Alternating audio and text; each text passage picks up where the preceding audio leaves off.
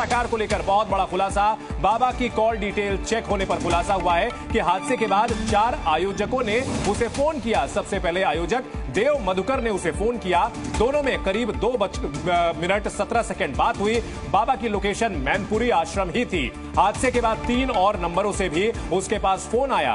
Phone करने वाले तीनों आयोजक थे। 4:35 के बाद बाबा का फोन ऑफ हो गया। जाहिर सी बात है कि उसे समझ में आ चुका था उसकी मुश्किलें बढ़ चुकी हैं और जो उसने भ्रम का मायाजाल फैला रखा है वो कहीं ना कहीं पूरी तरह से नेस्तनाबूद हो गया। खुद को यह शख्स भगवान बताता था, लेकिन 121 लोगों की मौत हो गई और इस शख्स ने वापस वहां पलट कर जाना भी मुनासिब नहीं समझा। वो लोग जो इसके पैरों की धूल के लिए पागलों की तरह दौड़ रहे थे, जब वो लोग मर रहे थे तो इस शख्स ने उनकी सुध लेना भी मुनासिब नहीं समझा। यह भी नहीं पूछा कि किस तरह से वो लोग जो है मौत के मुंह में समा रहे हैं। हाथरस में खुद को भगवान बताने वाले साकार के सत्संग के बाद ऐसी भगदड़ मची कि देखते ही देखते 121 लोगों की मौत हो गई। हमारे संवाददाता जयप्रकाश आपको ग्राउंड जीरो से एक रिपोर्ट दिखा रहे हैं। कितनी लग्जरी लाइफ जीता है ये बाबा। आप मौके पर मौजूद उसके शानदार सोफे को देखकर समझ जाएंगे। हमारे संवाददाता जेपी की ये रिपोर्ट देखिए आप। ये बाबा का वो सोफा है, गद्दी है जिस पर बाबा बैठे हुए थे। ये आप देखिएगा, दर्शकों को बता दें, ये बाबा, ये ऊंची वाली देखिए, ऊंची वाली गद्दी मैं दर्शकों को दिखाता हूं। इस गद्दी पर बाबा बैठे हुए थे। ये आप देख सकते हैं, ये वो गद्दी है, ये गद्दी है जिस पर बाबा बैठे थे। ये गद्दी अगर आप दिवाली, ये बाबा इसी गद्दी पर ये मंच है बाबा का। और एक और होगी जो बाबा की पत्नी बैठती थी बराबर पर। बाबा की पत्नी भी साथ रहती है हर समय। देखिए बाबा की लग्जरी थी। आप देख सकते हैं कितना शानदार यहाँ कारपेट बाबा के लिए पैरों पर रखने के लिए आप तस्वीरों में देख सकते हैं। ये बाबा की व्यवस्था थी। आप सोचिए, ये शानदार कारपेट, बकायदा अच्छे टावल्स बाबा की सेवा में लगे हुए थे। यहाँ आप तस्वीरों में ये देख सकते हैं। ये तमाम आपको दिखा दे कि तौलिया है यहाँ पर। बहुत लग्जरी लाइफ। व्हाइट कलर बाबा को पसंद है। देखिए मैं आपको व्हाइट कलर, बाबा देखिए, बाबा ये देखिए, बाबा के ये वो कपड़े हैं जो व्हाइट कलर बाबा को बहुत पसंद था। वो व्हाइट कपड़े पहनते हैं, व्हाइट जूते पहनते हैं। बाबा को ये बड़ा शौक था और इसलिए व्हाइट टॉवल, व्हाइट हर चीज आपको सफेद नजर आएगी। इन सबके बीच सबसे बड़ा सवाल यही है कि सूरजपाल उर्फ साकार हरि उर्फ नारायण ने आखिर कैसे वर्दी उतारकर संत का चोला पहन लिया। हालांकि टेक्निकली यह कहना सही नहीं होगा कि संत का चोला पहन लिया, क्योंकि वो पहनकर सफेद कपड़े रहता था, सफेद सूट पहन करके रहता था। लेकिन सवाल यह है कि कैसे यौन शोषण का यह आरोपी समाज को ज्ञान बांटने लगा, कैसे खोड़ा से निकलकर बाबा बने इस शख्स के लाखों भक्त बन गए। देखिए जी न्यूज की रिपोर्ट।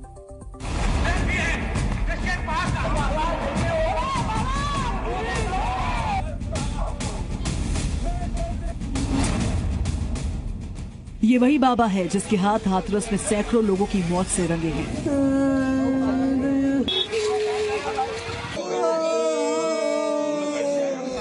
ये वही बाबा है जो नोएडा के खोड़ा से निकलकर लाखों लोगों के लिए भगवान बन चुका था। ये वही साकार हरि बाबा है जिसके पैरों की धूल छूने के लिए भक्त बेताब हो जाते थे।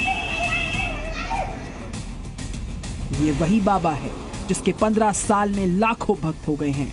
लेकिन आपके लिए अब ये जानना बहुत जरूरी है कि सूरजपाल उर्फ नारायण साकार कैसे बन गया बाबा और कैसे बाबा ने खड़ा कर लिया भक्तों का साम्राज्य।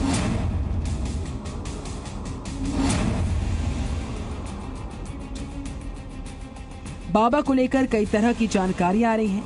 यूपी के एटा का रहने वाला कथित बाबा बचपन में पिता के साथ खेती बाड़ी में हाथ बटाता था। फिर उसकी नौकरी यूपी पुलिस में सिपाही के पद पर लग गई। बाबा ने यूपी के 12 थानों में नौकरी की। इसके अलावा वो कुछ टाइम तक इंटेलिजेंस में भी शामिल रहा।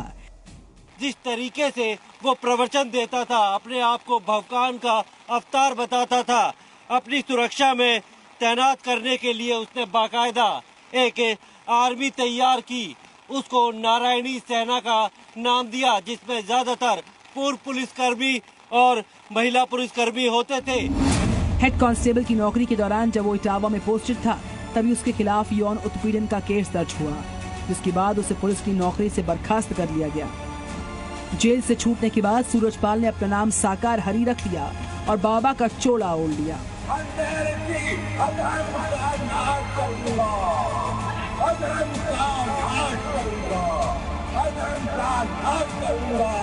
बाबा बनने के बाद उसने उन लोगों को टारगेट किया जो बहुत गरीब और दबे कुचले वर्ग के लोग थे।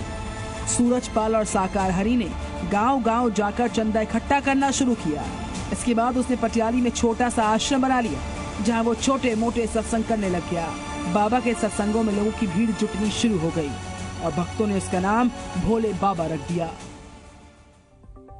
हाथरस में हुए दर्दनाक हादसे के बाद से ही बाबा साकार फरार है। पुलिस उसकी तलाश में दबिश दे रही है। इस बीच उसके पाखंड पर बहुत बड़ा खुलासा हुआ है। बाबा सूरजपाल उर्फ साकार हरि खुद को असली सदगुरु बताता है और दूसरे गुरुओं के पतन करने की बात करता है। यह बाबा दावा करता है कि अगर वो चाहे तो प्रलय ला सकता है। अपने प्रवचनों में अजीबोगरीब दावे करता है। वो कहता है कि वो जो फर्जी भगवान और फर्जी सदगुरु बने बैठे हैं, उनको वो 2 कौड़ी पर ला देगा। संकल्प करता हूँ, संकल्प करता हूँ, मैं जल्द ही सधर्म की स्थापना करने जा रहा हूँ। अंधेरे की अधर्म का नाश करूंगा, अधर्म का नाश करूंगा, अधर्म का नाश करूंगा। और जो मेरे नाम को बेच रहे हैं और नाम को बेच रहे हैं, फर्जी भगवान और फर्जी सदगुरु बने बैठे हैं, उनको कोई पैदा करूंगा, उनको कोड़ी बनाऊंगा, उनका पतन करूंगा, पतन करूंगा। अगर मुझे आवश्यकता पड़ी तो मैं प्लेट भी पैदा कर सकता हूँ, मुझे आवश्यकता पड़ी तो मैं प्रलय भी ला सकता हूँ। हिंदू मुस्लिम सिख ईसाई का ये विष मिटाने के लिए मैं प्राकट्य हुआ हूँ। ब्राह्मण क्षत्रिय वैश्य का जहर खत्म करने के लिए मेरा प्राकट्य हुआ है। अब मैं बख्शने वाला नहीं हूँ। तो भोले भाले गरीब लोगों के सामने शेखी बगाड़ता था, लंबे चौड़े दावे करता था और आखिरकार